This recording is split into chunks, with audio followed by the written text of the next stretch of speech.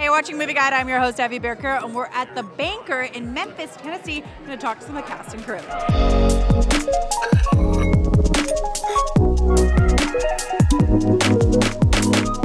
So you were on this project since 11 years ago? Since inception. Okay, what's going on? What was it that you were passionate about when you first read the script? The story. I think if you look at the relationship between Bernard and Eunice, if you look at the relationship that all these characters have with each other, it just tells an amazing fold of American history that has never been touched upon. I think even if you look at the character that Nicholas Hoult plays, you know, we want to point the finger at, you know, white people in the 1960s and say they were all bad and they were all evil. But no, some people actually were just decent people, you know? And I think when you point the finger at everybody, you lose the ones who aren't awful people. And you know, you mentioned the relationships. I love the relationship between your character and his wife, and how she gave him a lot of advice, and she was like, you know, also like schooling him at points. Talk about that a little bit. Well, any man who's in a successful relationship knows that you get schooled by your female partner often. Okay, and ultimately, this movie shows no matter what you have to lose, like speak truth, like do the right thing. Can you talk about that? Well, you can't let anyone else stop you from living your dreams. I feel like so many people nowadays, like, well, I can't do that because of this, or I can't do that because they won't let me. At some point in time, you have to stand up and say, I will do that. Yeah. And, you know, I'm fortunate because I come from a family of a line of very successful men and women who would not take no for an answer. And that was kind of bred into me, bred into my brothers and sisters, and I bred that into my kids, and my brothers and sisters bred that into my nieces and nephews. It's very important that no is not something in your vocabulary. I love that. Thank you so much. Okay, no matter what you have to lose, tell the truth and tell what's right.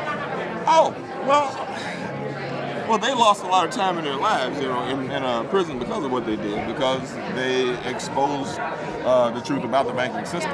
And sometimes that's what happens. You pay a price for, you know, pulling the cover off something. It's like opening Pandora's box. Yeah. But it's a great thing because audiences can see it, younger audience can see it and be like, no matter what, you know, you got to stand up for what's right. Well, if you have a dream, you have to find a way, you know, to make that dream happen. And through determination and effort, it's possible. So, talk about the fact that this movie, one of the themes that I love is that no matter what you have to lose, which was a lot in this case, speak the truth, tell the truth. Yeah, I mean, look, the Bernard character goes through a real transformation. Anthony Mackie's character goes through a real transformation in the movie. And I think at the beginning of the movie, he was, you know, definitely hiding his emotions and hiding his true self. And by the end, as he's been, like, you know, put through the ringer, he realizes he has to just say what is, right? This is an incredible story, and it says it's based on a true story. How did you find it? So the origin of it is Joel Viertel, who's our producer and editor on the film, came across this project years and years and years ago when the original writers, David and Stan, had written a draft of the script and thought it was a great story, knew that he needed to find some, you know, heavy hitters and talent to come in and sort of put it together. And it was really just a sort of piece at a time origin. Joel worked with George, they did Adjustment Bureau, they met Anthony came on board. George and Joel both came to Allegiance, which was a television show I worked on, and that's how I ended up in the mix. They pitched the story to me, George did, and invited me in, and here we are.